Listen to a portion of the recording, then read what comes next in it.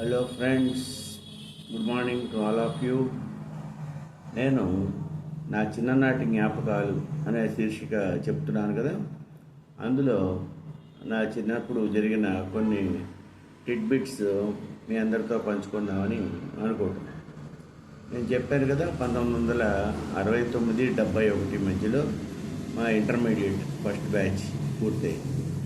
ఆ ఇంటర్మీడియట్లో ఉండగానే జరిగిన కొన్ని టిడ్బిట్స్, కొంచెం వింత విశేషాలు మీతో పంచుకుంటాం. ఆ రోజుల్లో అందరూ కూడా, ఆ రోజుల్లో ఏంది ఈ రోజుల్లో కూడా, కార్తీక మాసం వచ్చిందంటే అందరూ వనభోజనాలకి వాటన్నిటికీ వెళ్ళటం అలవాటు బాగా. కానీ మేము ఫస్ట్ టైం ఇంటర్మీడియట్ సెకండ్ ఇయర్లో ఉండగా 1970 నవంబర్లో కదా కార్తీక మాసం వచ్చింది. అందరూ తోటలకి వాటికి వెళ్ళిపోతూ ఉండేవారు. మాకు అలా వెళ్ళటం, అంత దాకా వెళ్ళి అక్కడ గలీజ్గా ఉంటుందేమో అని చెప్పి మేము వెళ్ళేవాళ్ళం కాదు. కానీ మా ఇంటి ఎదురుకుండానే పంచవటి కాలనీ లాగా చాలామంది ఫ్యామిలీస్ ఉండేవారు. వాళ్ళల్లో మా శేషు, సాయి, త్రివిక్రమరావు, వామన ఇట్లాంటి వాళ్ళందరూ మా ఫ్రెండ్స్ ఉన్నారు. మేమందరం కూడా వెళ్తున్నాం, రా నువ్వు కూడా రా రా రా అంటే సరే వాళ్ళతో పాటు వెళ్ళాం. సుమారు కట్టా సుబ్బారావు తోట అంటే తమ్మిలేరికి అవతల వైపు ఉండేది. అది అక్కడ ఊళ్ళో వాళ్ళందరూ అక్కడ పోయి అక్కడ ప్లేస్ దొరికేది కాదు. ఎలాగోలా మన వాళ్ళు ప్లేస్ సంపాదించి మన వాళ్ళందరూ కూర్చోడానికి ఒక ఏర్పాటు చేశారు. కూర్చున్నాం. వెళ్ళేటప్పటికే 12, ప్లేస్ దొరికి కూర్చునేటప్పటికే 12-12:30 అయిపోయింది. ఇంకా భోజనాలు చేసేసాం. భోజనాలు అంటే అనేక విచిత్రమైన పదార్థాలన్నీ తెచ్చుకోవడం కాదు, ఓ పులిహార, దద్దోజనం, చక్కెర పొంగలి ఇట్లాంటి ఐటమ్స్ పట్టుకొచ్చి వాళ్ళు పాపం తయారు చేసి పట్టుకొచ్చారు. మేమందరం కూడా తిన్నాం. తిన్న తర్వాత ఆడుకుందాం అంటారు. ఆడుకోవడానికి అక్కడ ప్లేసే లేదు.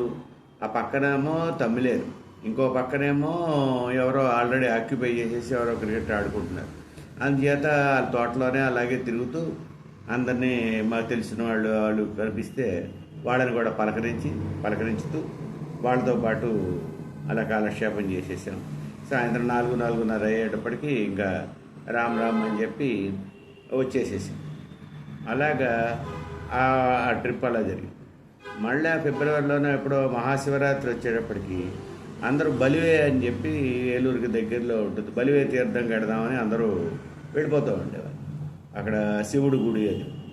బలివే తీర్థానికి వెళ్ళడానికి మా ట్యూషన్లో, కెమిస్ట్రీ ట్యూషన్లో ఉన్నవాళ్ళు 5-6 ఫ్రెండ్స్ బాగా సరదా పడి వెడదాం అన్నారు. సరే, నేను అంత దూరం సైకిల్ అది నేను తొక్కలేనురా అంటే ఇంకొక అతను తొక్కాడు. మేమేమో విజయరాయి మీదుగా సుమారు 15 కిలోమీటర్ల దూరం ఉంటుంది. అక్కడ కూడా అలాగే విపరీతమైన జనం. శివరాత్రి అంటే విపరీతమైన జనం. అసలు అటు తిరగడానికి ఇటు తిరగడానికి ఏం లేదు. ఏవో అవి ఇవి చిన్న టిడ్బిట్స్ అట్లాంటివి కొనుక్కొని తిని ఆ దర్శనం అయ్యింది అనిపించుకొని ఎట్లాగా గుడిలోంచి బయటపడ్డాం. జనం తోపుడు విపరీతమైన అవి ఇవి తిని వచ్చేసేటప్పుడు రిటర్న్లో విజయరాయి నుంచి రాకుండా ఇంకొక దారి కొప్పాక అనే ఊరి నుంచి వచ్చాం. అక్కడ ఒక కొండ ఉంటుంది, వేలుపుచెర్ల అనే ఊరు అనమాట. ఆ వేలుపుచెర్ల చిన్న కొండలాగా, ఆ కొండ మీద సీతమ్మ వారి పాదాలు అని ఉంటారు.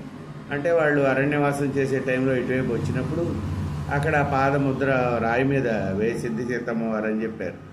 అందరూ దండాలు పెడతారు, మేము కూడా పెట్టాం అక్కడే అని చెప్పి. ఆ వెలుపుచెర్ల నుంచి కొప్పాక మీదుగా మేము వచ్చేస్తాం. శనివారపేట ఆ రేంజ్ దగ్గరికి వచ్చేటప్పటికి నా సైకిల్ని ఒక హెవీ పర్సనాలిటీ అతను తొక్కుతున్నాడు. అది కాస్త ముందర ఫోర్క్ కాస్త విరిగిపోయేటప్పటికి అతనితో చాలాసేపు గొడవ వేసుకున్నాం. ఏమో నువ్వే కొట్టావు, నాకు మా నాన్నగారు ఇంటికి వెడితే మళ్ళీ తిడతారు, దాన్ని కరెక్ట్ చేయించాలి, నువ్వే చేయించాలి, రిపేర్ చేయించాలని చెప్పి అంటే సరే నేను చేయిస్తానని చెప్పి ఆ మన్నాడు ఆ సైకిల్ రిపేర్ చేయించాను. అక్కడి నుంచి ఆ ఫోర్క్ విరిగిపోయిన సైకిల్ని తోసుకుంటూ మా ఇంటి దాకా ఇంచుమించు 2 కిలోమీటర్ల దూరం ఎలాగోలాగా నడిచి వచ్చి, అది ఒక గ్రేట్ ఎక్స్పీరియన్స్. అంతేగాని ఇట్లాగా జనం బాగా రద్దీగా ఉండే వాటిల్లోకి, ఇట్లాంటి వాటిల్లోకి వెళ్ళటం అంటే నాకు అంత ఎక్కువగా ఇష్టం ఉండదు. అందుచేత లిమిటెడ్గా వెళ్తూ ఉండేవాడిని అనమాట.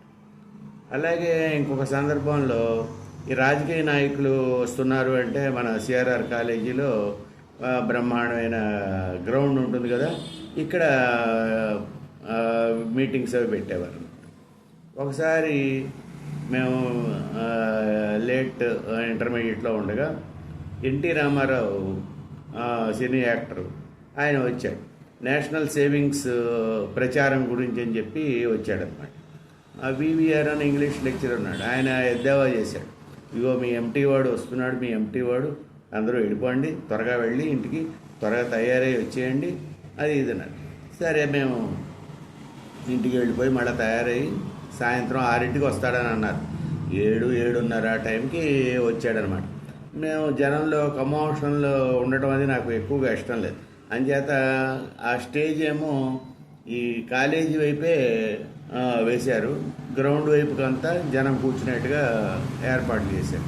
మేము కూర్చోవడం కూడా అవసరం, ఏవో గొడవలు అవుతాయి ఎందుకంటే దూరంగా నుంచి. అలాగే అనుకున్నట్లుగానే 7-7:30 టైంకి ఎన్టీ రామారావు స్టేజ్ మీదకి వచ్చాడు. వచ్చేటప్పటికి లైట్లు అవి పెద్ద కాంతిలో బాగా కనిపించాడు. బాగానే ఈ లోపుగా దురభిమానులు ఉంటారు కదా ఎవరో, వాళ్ళందరూ ఏమో చెప్పులు విసిరారు పైకి, కటకటకటకటగా 10 ఎన్నో చూసాం. ఇంకా ఆయన నమస్కారం పెట్టేసి వెళ్ళిపోయినాడు. ఇంకా ప్రసంగం ఉపన్యాసం అదంతా ఏం లేదు, అలాగా అర్ధాంతరంగా ఆగిపోయింది. అప్పుడు ఫస్ట్ టైము ఎన్టీ రామారావుని అక్కడ చూడటం జరిగింది. ఇంకో సందర్భంలో ఎలక్షన్స్ టైం 1971లోనే జరిగిన ఎలక్షన్స్ అప్పుడు ఇందిరాగాంధీ వచ్చింది ప్రచారానికి. ఇందిరాగాంధీ ప్రచారానికి వస్తుంది అనేటప్పటికి సిఆర్ఆర్ కాలేజీ గ్రౌండ్స్నే వాళ్ళు ఎన్నుకున్నారు. ఫస్ట్ టైం ఒక ప్రైమ్ మినిస్టర్ వచ్చి అక్కడ ఎలక్షన్ మీటింగ్ అడ్రస్ చేయడం అన్నమాట. అది హాస్టల్ వైపు ఉండే వైపు ఒక పెద్ద స్టేజ్ లాగా కట్టారు, ఎత్తుగాను సుమారు 30 అడుగుల ఎత్తులో కట్టారు. అటు ఇటు పెద్ద పెద్ద టవర్స్ లాంటివి, ట్రాన్స్ఫార్మర్స్ లాంటివి, ఎలక్ట్రికల్ పోల్స్ పెద్ద పెద్దవి కట్టారు. వాటికేమో 25-30 మైకులు అటు, 25-30 మైకులు ఇటు పెట్టారు.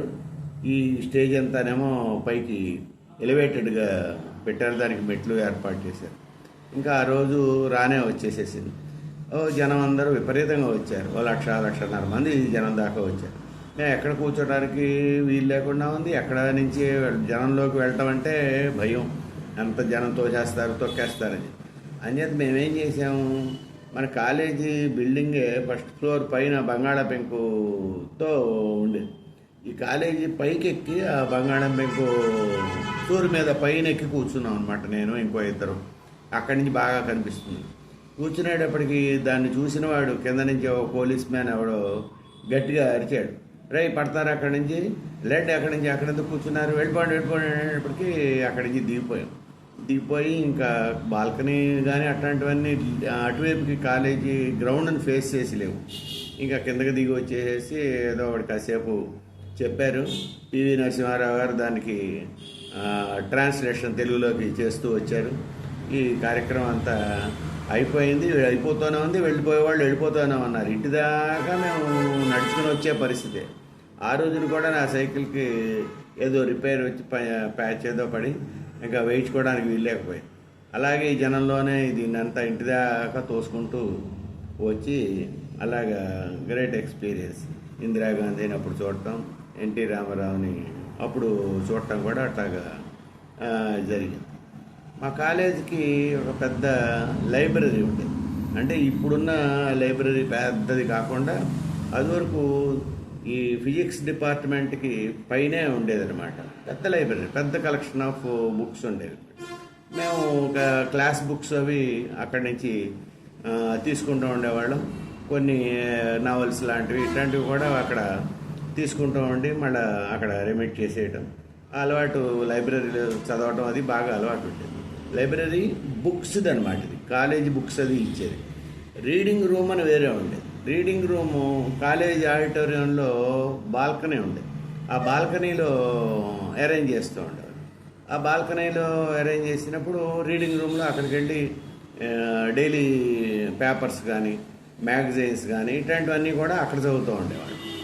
అలా చదువుతున్న క్రమంలో ఒకసారి స్పోర్ట్ స్టార్ బుక్ చూశాను.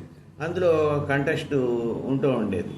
స్పాట్ ది బాల్ అని లాస్ట్ పేజీలో ఉండేది అనమాట. ఒక బొమ్మ వేసేవాడు, ఆ బొమ్మలో క్రికెట్ ఆడుతున్న వీడుంటాడు, బాల్ కనిపించినట్టుగా అలా ఉంటుందన్నమాట. ఆ స్పాట్ ది బాల్ అని కాంటెస్ట్ అన్నమాట.